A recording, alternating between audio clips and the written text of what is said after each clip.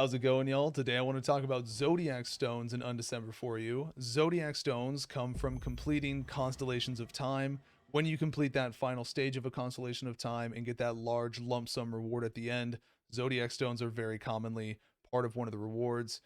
Now, you can see all your Zodiac Stones over here at the Emotion Engraver. They come in varying rarities, but you need to take note of the Roman numeral associated to them as well as the icon affiliated with it. This will be important in terms of how you are able to use them. Zodiac Stones belong to the sockets that you will see on a trait up here in the top left corner. When you select one of the Zodiac traits, you are able to socket a Zodiac Stone potentially for every single trait. Now, this one right now is Roman numeral 1, so the only thing that we could put in there would be a Zodiac Stone that belongs in Roman numeral 1. Now, there's a couple additional things that you need to know in terms of how you're going to be able to socket it. When you look at the Zodiac tree, you'll notice that the icons for slotting your Zodiac points do have a purpose. So this is a moon, this is a star, this is a sun, and this is Cosmo. So we'll notice that this engraving has the sun icon, and it will tell you with words as well that it is engraving sun. So what that means is when you go and hit the little information icon over here, that there are engraving upgrade requirements in order to be able to use a Zodiac Stone in this slot. So to use a sun engraving, I need to have at least one Cosmo node point allocated, which is the final node here. So potentially I don't need these if I want, truly, okay, in order to activate my Zodiac Stone, because the it just belongs into the slot there, and I'll get the additional +4 elemental res. However, some Zodiac Stones have additional requirements to gain their additional benefit. This one in particular states that in order to get plus 48% element damage when 8 or more nodes of trait 1 are activated. So in order for me to get the full benefit of this Zodiac Stone, I actually need all 8 points allocated on this tree in order to benefit for that plus 48%. So that's really important when taking it into account. You can take Zodiac Stones out for 10,000 gold and reslot them back and forth as such as you need. Now, that was just to be able to allocate a sun engraving. If I wanted to put in a moon or star Zodiac, note that I only need 2 node points in a moon or star. So I could just have 1, 2, and then I'd be able to put in a moon Zodiac Stone. For a star Zodiac Stone, I would need at least 1 sun node point. So I would need to have at least one of these 2 activated for it. All right. So there are restrictions and limitations to whether or not a stone works, and then additional requirements to gain the additional bonus effect of a Zodiac trait. So that is an important thing that you need to take into account. But you are going to sometimes, and in some trees, it's going to be very difficult to get Zodiac effects that are beneficial to you. This one is, for example, one that I would never be able to use because it would be a waste of Zodiac points. Okay. This one says 10% attack speed when 4 or more Cosmo nodes of trait 8 are activated. So in order for me to get that additional 10% attack speed, I need this Cosmo node, this Cosmo node, this Cosmo node, and this Cosmo node. But I'm using the blood consumption, the life consumption resource for my abilities, as well as I don't use cast speed.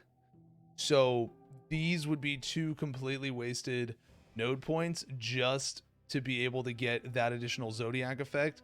So ideally, I want to get a different Zodiac Stone in here, because that's just not very beneficial to me just to be able to get the additional bonus effect on the Zodiac Stone.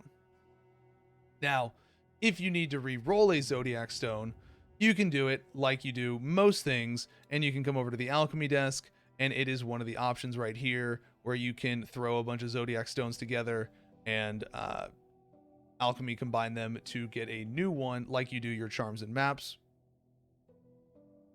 Now, in terms of the basic effects that you see on a Zodiac Stone, like the element res and such with the numbers next to them, when you do a Constellation of Time map, you will get these intense emotions that will be added to your currency amounts that you are able to utilize for engraving. Engraving is literally just the same process as enhancing. You can see what the possible options are that you can get, as well as all their percentage chances of what they will roll.